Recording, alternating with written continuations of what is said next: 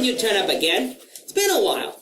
I was just trying to repair a transmission on a broken plot in that latest Indiana Jones movie. Yeah. It also suffered from a severe lack of quips. I think we need something like a, "Get off my plane!" or a, "Give me back my son!" Or maybe a drinking contest, like in the first one. Or maybe both. How about, "You may be alien, but you can't hold your liquor." You're right. Nothing could have saved that junker. But we have more important things to discuss. Since you've been coming into the shop, there's been a lot of strange things happen around here. For instance, I think I showed you that tape of how I would be reviewing a movie, and then all of a sudden there was this kind of pop on the tape, and then I'd be talking about some other movie entirely. Then there were movies that I kind of remembered, but when I went to look for them, I couldn't find them. Then, the more I thought about it, I couldn't even remember what they were about. Then, a few weeks ago, I was working on my camera, thinking there might be something wrong with it.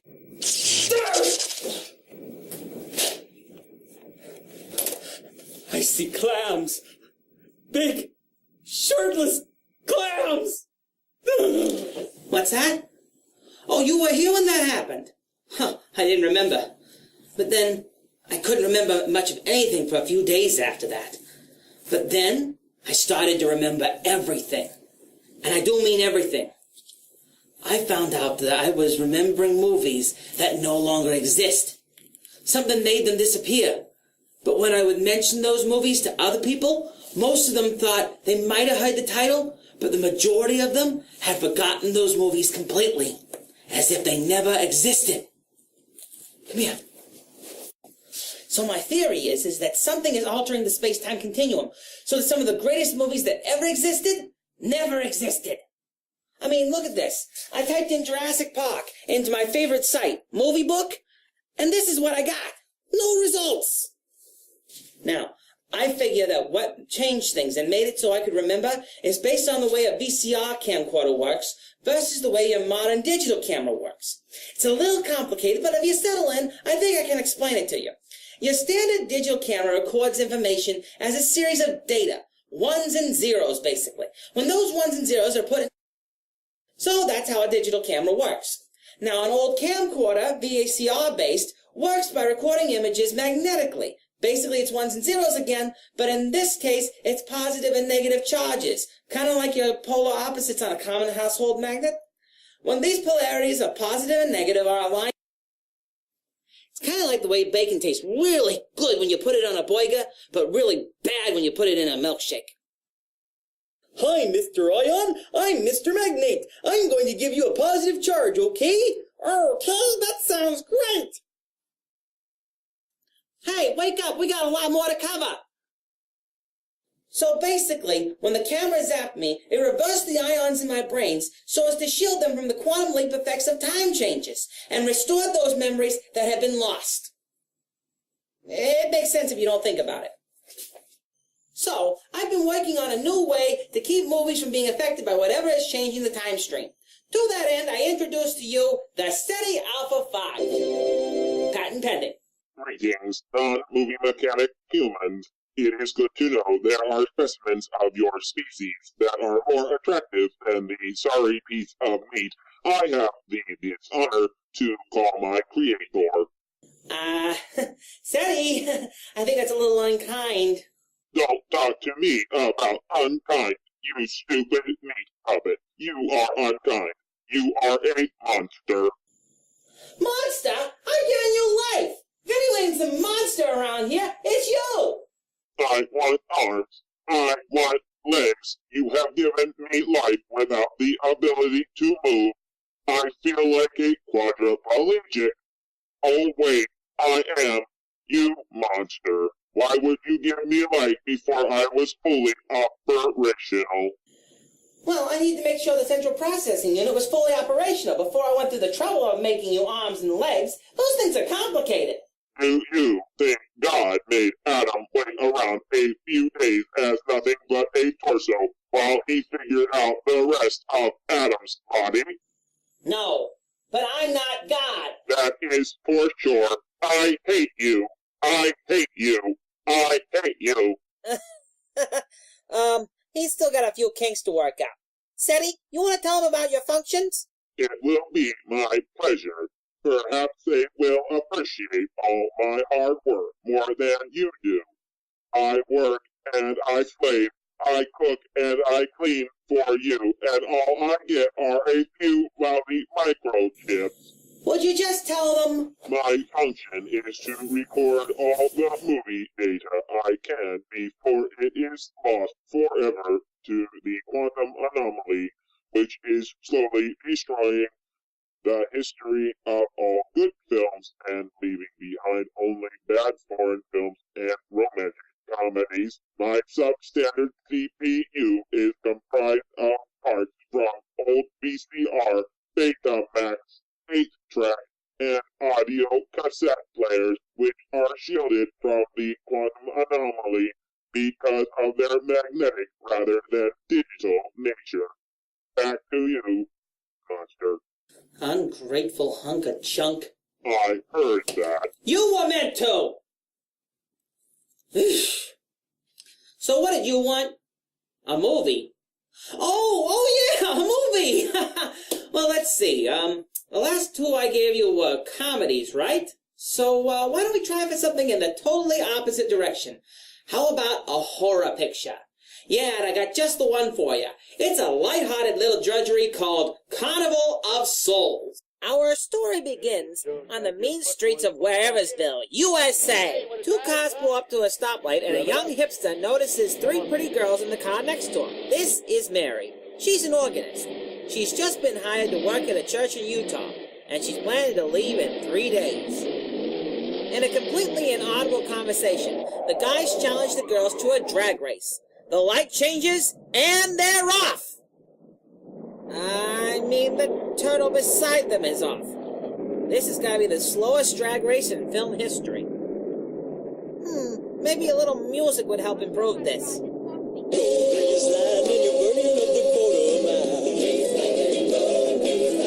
Oh, no. That song is way too good to be associated with this movie. That's better.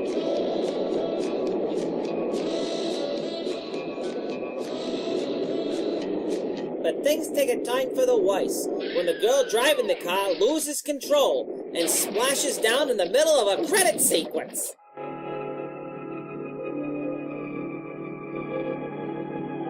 Three hours later, we see that the county is dragging the river for the car. All hope is lost, and they are sure the girls are dead. When suddenly, one of them comes walking up out of the river.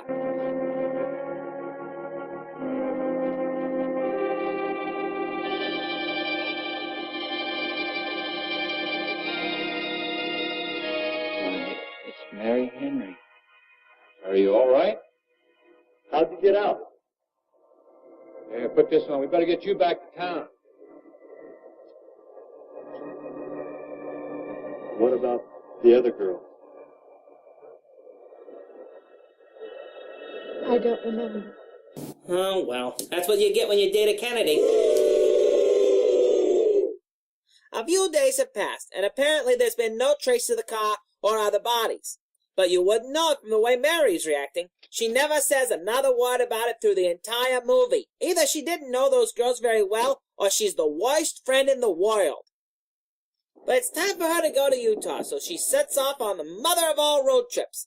But what's a road trip without some good music? Laura, I love her. Tell her, the leader of the pack. Oh, where can my baby be? The Lord took. Teen angel, can you hear me? Fight for the love of. So Mary continues to drive toward Utah. And boy, can she drive. Wow, look at that steering wheel. Yep. She's driving all right.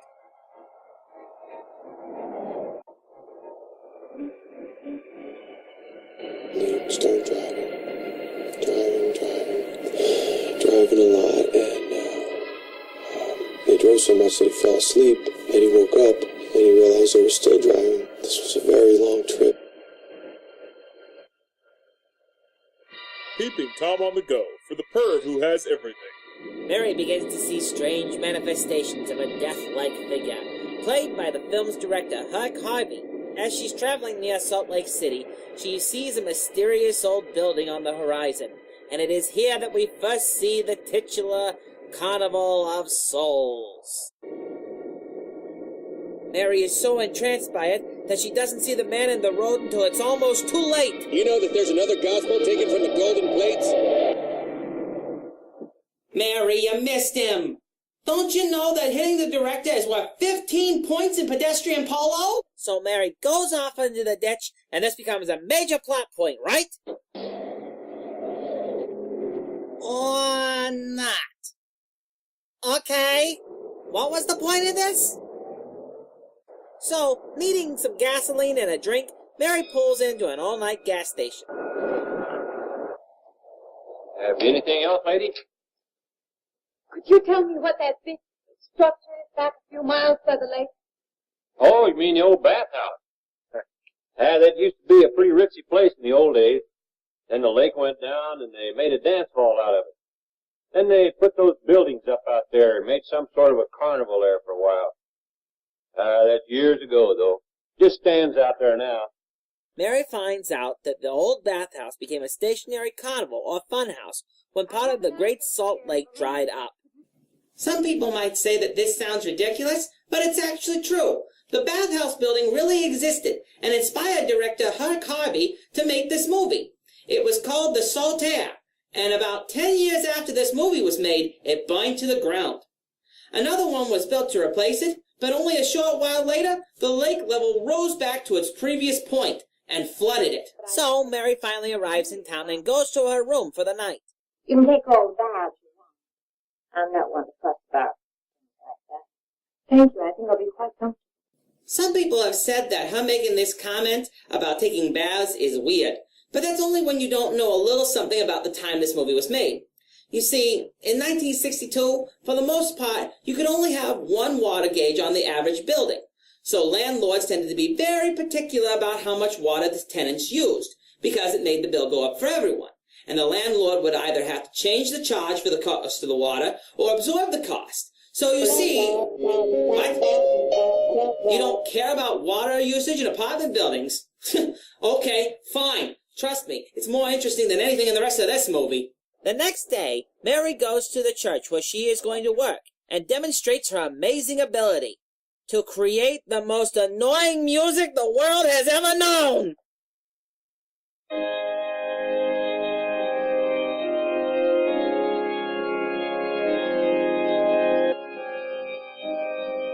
We have an organist capable of stirring the soul. And the stomach. Ugh. Seriously, this is one of the biggest problems with this movie. It relies entirely on organ music for the whole score. Now, using organ music might have been creepy if you'd only used it at certain times, for mood, or when Mary's supposed to be playing. But the entire movie is one long organ solo, and it's not very good. In fact, it's horrible. You have organ music portraying fear. Sleaze?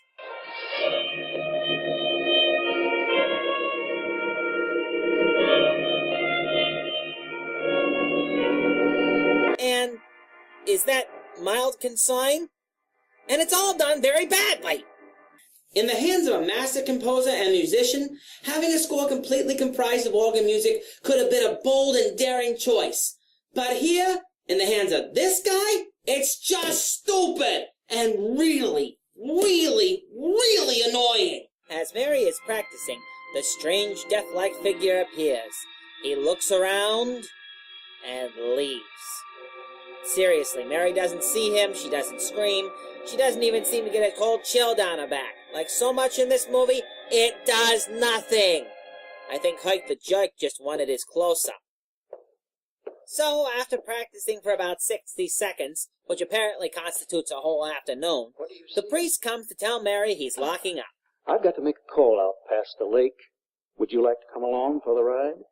You know that old pavilion out there? Mm-hmm. Will we pass it? Go right by it. Stop and look at it if you like. I would, with you along. Good. So they go to the bathhouse. They look at the bathhouse. Mary thinks about going in. The priest says no. And we drive away from the bathhouse. Thanks. Thanks for nothing. The only thing of note that we do learn is that Mary feels strangely attracted to the place, and she doesn't know why. But we already knew that! The next morning, her only neighbor in the boarding house, Mr. Linden, stops by for some coffee and a morning grope. I mean conversation. And apparently Mr. L likes a little coffee with his liquor. Guess what I got? I can't imagine. Just what it takes to start the day off right. I make it in my room. It saves me having to go out and get dressed up. Oh boy, this guy's a real charmer. What's the matter? Can you still taste the coffee? Come on, what do you think, I'm an alcoholic? Look, I just like to start the day off in a good mood, that's all. You must be hilarious by noon. Look, I'm just the kind of a guy employed as one. The happy worker. Come on. Now, make your morning happy. This morning you're exactly what I needed. You're going to need me in the evening, too. You just don't know it yet. Yeah, we got a pipe. Mary, back away slowly and call for the cops. Hey, Mr. Linden, could you come down over to the shop, please? I'm running low on grease. Very funny. So Mary finally does her best and gets Mr. Linden to leave, saying that she's got to go out and do some shopping. And what do you know? It wasn't just a ploy to get rid of a greasy alcoholic. Otherwise it looks very nice. I'm sure it isn't very chic to take the second dress, but I like it. Whoa, what kind of drive-in theater is this? Mary, stop that! I think that greasy pipe snuck in with a camera. But suddenly, a strange feeling comes over Mary, like a bad special effect. Ah, crap. What was in that coffee? So Mary goes walking through the store, and everything seems muted, almost as if no one can hear her or see her. I get the same kind of feeling when I walk into a singles bar.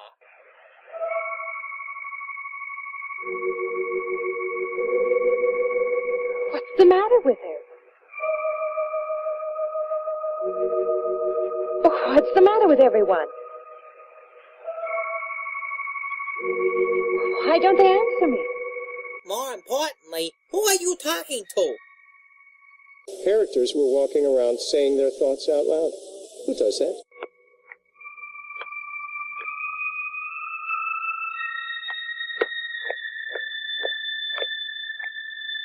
Did you ever have the feeling you was being watched?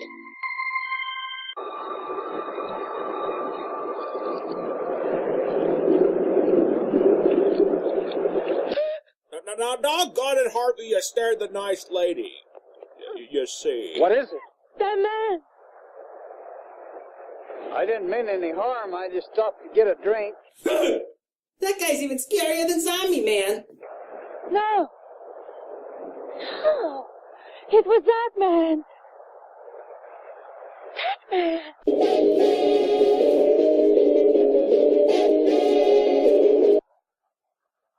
There was someone else there. That strange man was there. Mary, don't you know me? It's George Bailey. So the doctor offers to take her up to his office and talk out her problems. And we learn more about just how antisocial Mary really is. It was more than just not being able to hear anything or make contact with anyone. It was as though for a time I didn't exist. As though I had no place in the world. No part of the life around me. Singles bar. Does this man, this figure, resemble anyone you've ever known? An acquaintance? Or your father? No. You have a boyfriend here or back home? No, and I have no desire for one. Never? No. I'm surprised to find myself saying that. But it's true. I have no desire for the close company of other people. That old pavilion out by the lake. Somehow you associate it with all this, don't you? I could go out there. I could put an end to that, too. And the time to go out there is now. And if I have to, I can go alone. So Mary decides that all of this somehow has something to do with the old pavilion. So she goes out to walk around it and see what she can discover. She sees remnants of the carnival, and apparently some of the rides have gotten lonely. Some of the hanging barrels clank together when she doesn't touch them.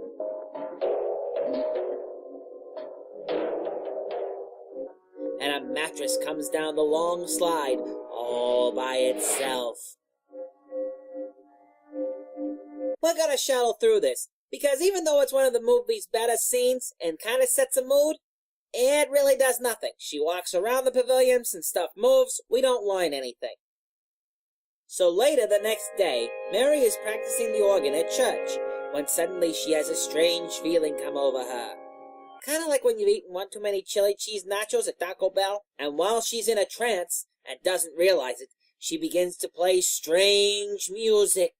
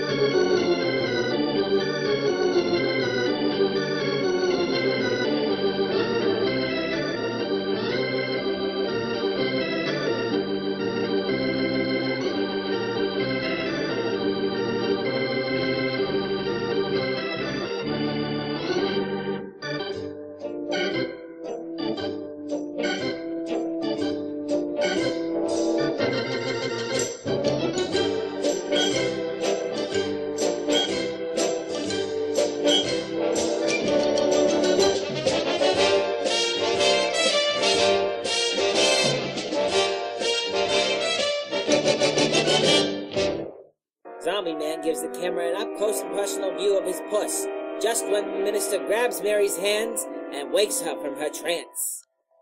Profane! Sacrilege! What are you playing in this church? I'm afraid you cannot be our organist. Oh yeah, way to go, minister. Girl's clearly having a mental breakdown or even a spiritual breakdown, and you fire her and throw her out. That's what Jesus would have done.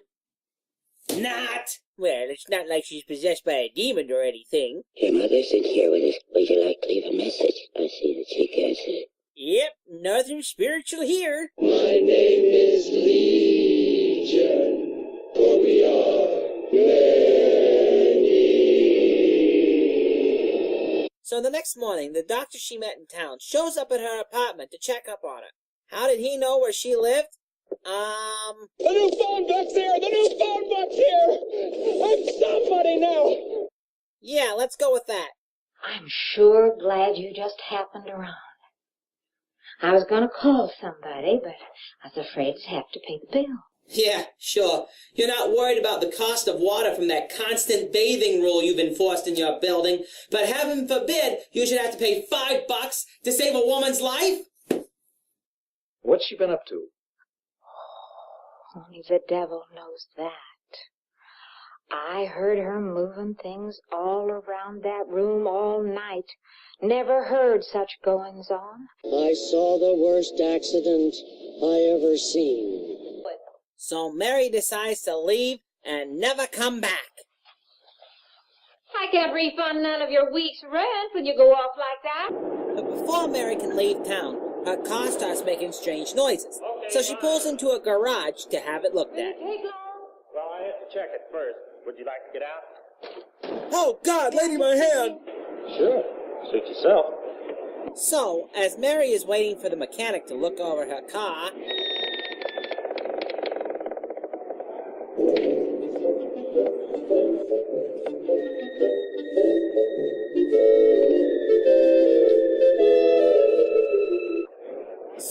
like most people when they realize that they're in Utah, she runs away screaming and starts looking for a way out of town. She runs to a Greyhound bus station. But suddenly she gets that chilling nachos feeling again, and wouldn't you know it, it seems like no one can see her or hear her again. I want to get out of here. I want to get away from here. Eastbound bus. Now loading. Gate 9. Wow! Now I know why those speakers in the station are never understandable. They're broadcasting into the netherworld. Usually, in the real world, they sound like this. Bus leaving on station number 7 for Rebasack, Habersober, Sack, and North Reba Highway.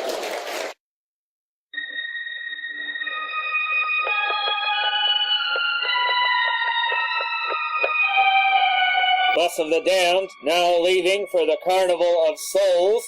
Bus of the Damned, now leaving for the Carnival of Souls.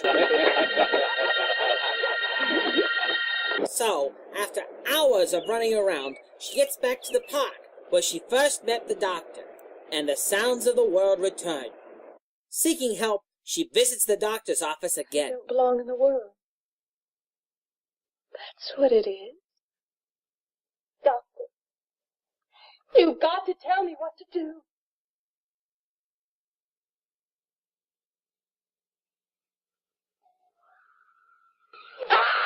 Worst scary movie reveal ever! Mary wakes up back inside of her car, and it turns out the whole last few sequences were a dream.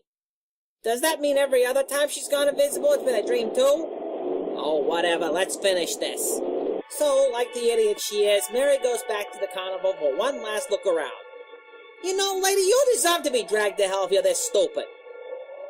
As she's walking around the carnival, we get the most amazing shot in all of film. What? You didn't think that was great? You just got a preview of one of the greatest sci-fi films of all time. If they pushed in just a little closer, you would have seen this. Yep, you just got a preview 6 years before the movie was even made. Fantastic. Now back to this piece of crap. As Mary wanders around the carnival, she sees the ghosts of pavilions past dancing, and sees a ghastly vision of herself, dead, like you can tell the difference, in the arms of Zombie Man.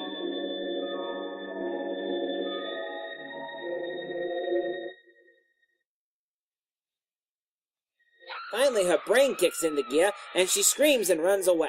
Okay, kids, here it is, the moment you've been waiting for, the big chase scene!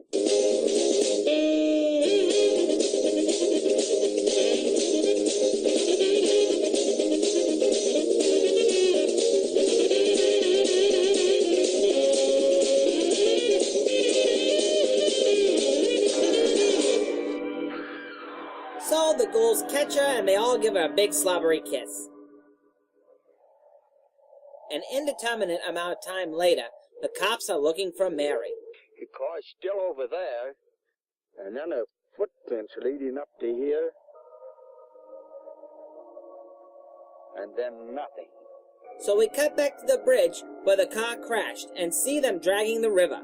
And they finally find that beautiful car and discover not 2 bodies in it, but 3, proving that Mary was dead all along.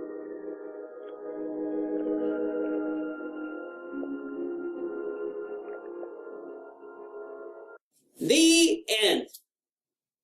No, seriously, that's the ending. It just stops. No explanation, no clarification, nothing. We got your money, you saw the film, good night everybody! While many consider this movie to be a horror classic, I'm going to have to call it a junker.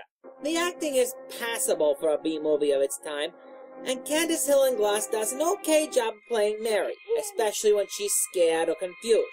She does a good job with that. Herc Harvey, the director, played the man, who was quite literally bringing her down. To hell! But there's not much to say about him, as he just stands around looking creepy. But he did a good job of it. But the best performance in the piece is probably from Sidney Berger, who plays Mr. Linden. Not because he's such a great actor, but because he plays greasy well. Seriously, although he doesn't have much of a part in this movie, every time you see him you feel like you need a shower. You mean that? Yes. But you know what the real problem with this movie is? Sounds like the transmission. Boy, did you say a mouthful. This story actually has a pretty good motor on it. The idea of a woman who is dead and doesn't know it being slowly sucked into the afterlife is a great story. But the execution of it fails in the worst possible way. First, Mary is a very unlikable character. She seems very disconnected from everyone around her long before the weird stuff starts. We do the weird stuff. When her friends die at the beginning of the movie, she hardly shows any emotion over it, and it never comes up again. No survivor's guilt, no stopping by to give her condolences to the family of the dead girls, nothing. Then as the movie goes on, she reveals her antisocial nature does not begin at the moment of her car crash, but has been a pattern throughout her whole life. Now, to be fair, this might have been an interesting way to go. If it had turned out that the reason why Mary kept disappearing was that she was so antisocial and disconnected from society that she actually began to fade out of existence. And for all I know, that might have been what Herc Harvey was going for here, as a sort of red herring. But if it is, he failed miserably.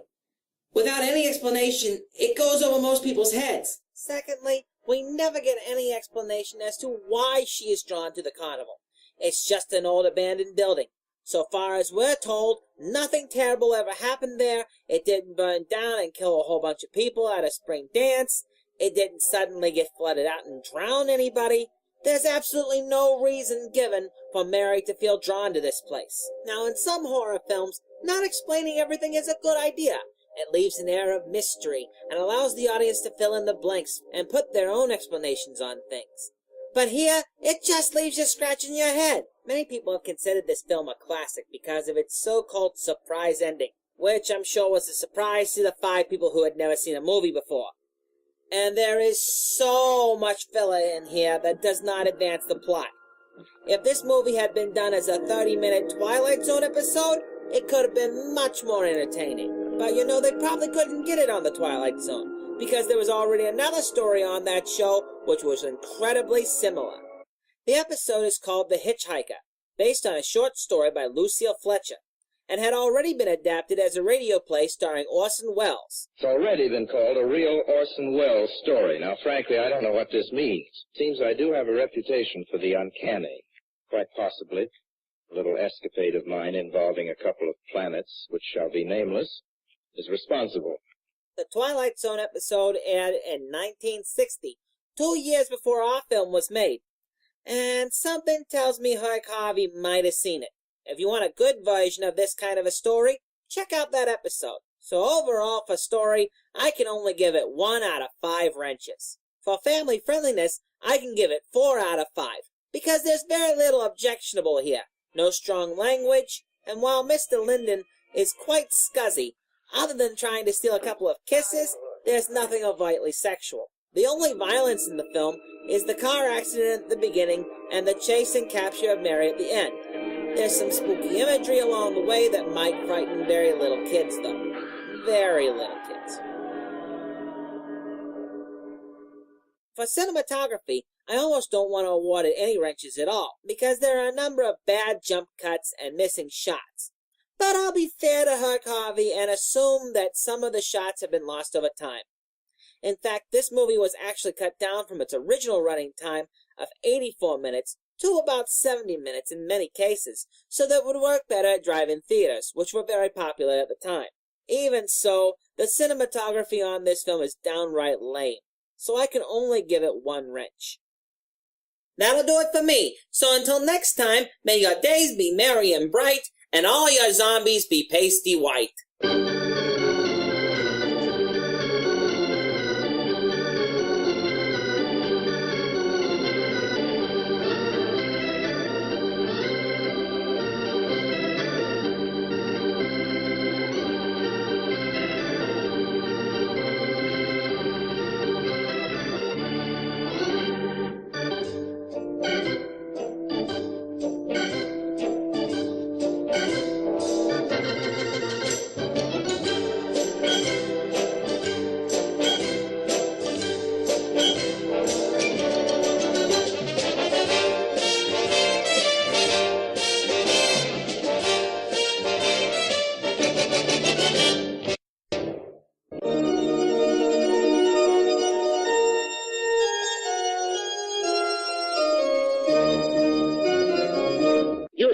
minds. Stupid! Stupid! Worst scary movie review. Worst. Yeah, that's about